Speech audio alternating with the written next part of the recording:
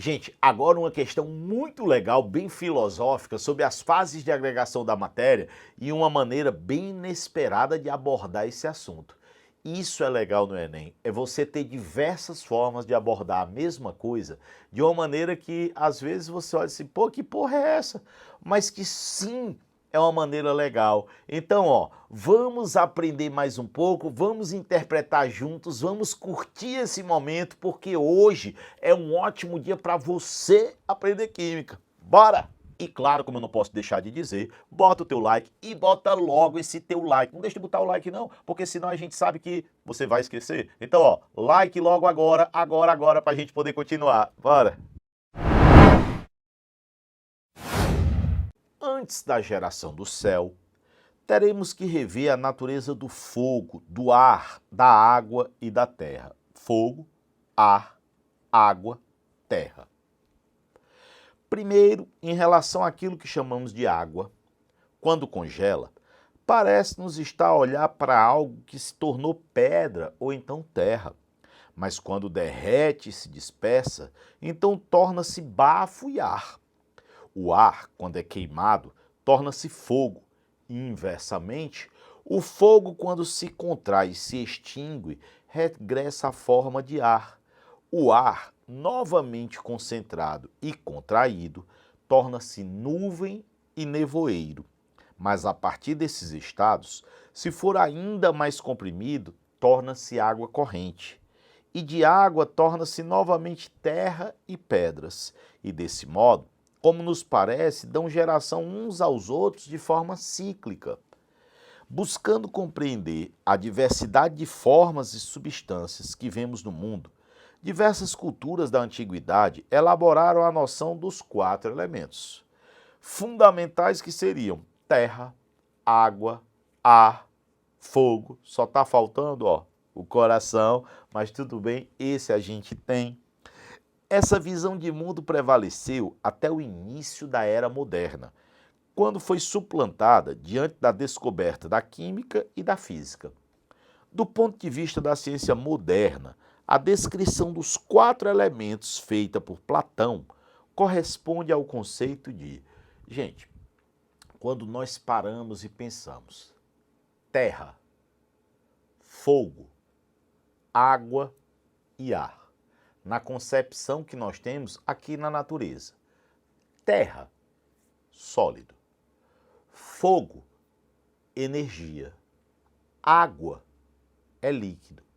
E ar é gás. Então, ele, na verdade, começou a interpretar os estados físicos da matéria, as fases de agregação da matéria.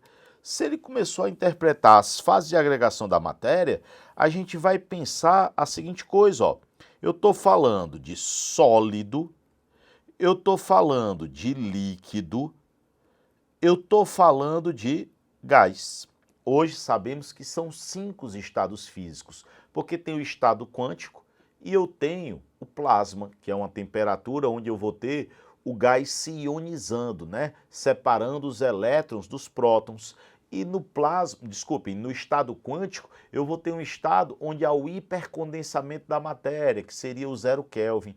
Mas essas duas pontas, elas são menos interessantes. Importantes é sólido, líquido, gás. Importantes ou importante elas são, né? Tanto faz como a gente coloca.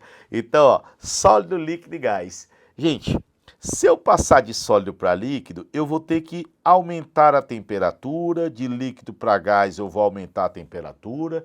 Eu posso dizer que nesse sentido eu estou tendo um aumento de entalpia. Entalpia é a energia. E eu posso dizer também que eu estou criando uma desordem.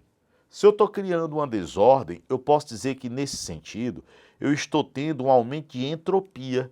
Então, quando eu saio de sólido para gás, quando eu saio de sólido para gás de novo, eu tenho aumento de entalpia e eu tenho aumento de entropia. Eu tenho aumento de energia e eu tenho aumento da desordem.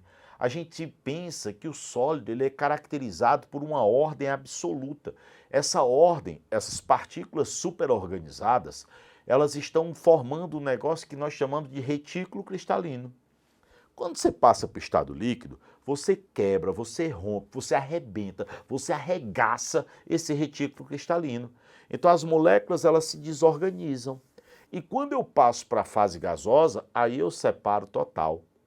Então significa dizer que no sólido eu tenho a forma e o volume constante.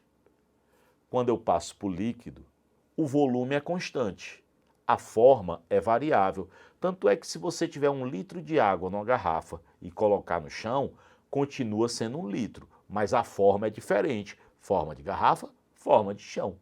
Agora, quando você passa para o gasoso, eu tenho forma e volume variável. Aí você sabe que o gás ele pode ser comprimido, uma das características dele é essa, né?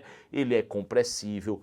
Além dele ser compressível, eu posso ter, como eu acabei de dizer, o volume que eu quiser e ele ocupa o espaço onde ele está. Se eu jogar um gás numa sala, fica no formato da sala. Se eu colocar na garrafa, fica no formato da garrafa. Então, o sólido ele tem forma e volume constante. O líquido tem forma variável e volume constante. Já o gás, a forma e o volume eles são variáveis. Essas são ideias que a gente deve ter sobre sólido, líquido e gás. Sólido tem retículo cristalino, organização. Passou para o líquido, quebrou o retículo, as moléculas se desordenaram. Passou para o gasoso, aí as moléculas enlouquecem total. Então, quando ele chega e ele fala essa história, ó, do ponto de vista da ciência moderna, a descrição dos 4 elementos feita por Platão corresponde a, letra A, partícula elementar. Partícula elementar ele está querendo se referir a átomo. Átomo é se ele dissesse que tinha algo que era indivisível. Demócrito e Leucipo, né, começaram a ter essa ideia de que eu chegaria, partindo um negócio, a um local que seria indivisível e aí eu teria o átomo. Não tem nada a ver com terra, fogo, água e ar. A gente não está falando de nada que seja indivisível e que seja uma partícula elementar. Então, fora. Força fundamental. Eu nem sei o que é força fundamental. Eu sei o que é a teoria da força vital, que seria que só os compostos, substâncias vivas seriam capazes de produzir compostos orgânicos. Agora, força fundamental, sério, eu acho que aqui foi uma lombra de quem criou. Depois ele fala de elemento químico. Em nenhum momento a gente está pensando em elemento químico. Em nenhum momento a gente está pensando em uma determinada substância que está transitando. A gente está pensando em estados físicos diferentes. A gente está pensando em líquido, em sólido, em gás, em plasma, que é o fogo, né? Ou seja, estados totalmente diferentes. Letra D, fase da matéria. Aí sim, se você fala sólido, ou seja, se fala terra, fogo, água, ar, você pensa no mínimo nas fases de agregação, nos estados físicos, é a resposta. E letra E, ele falou de lei da natureza. Que lei da natureza é essa? Sério mesmo. Você olha assim, meu Deus, lei da natureza.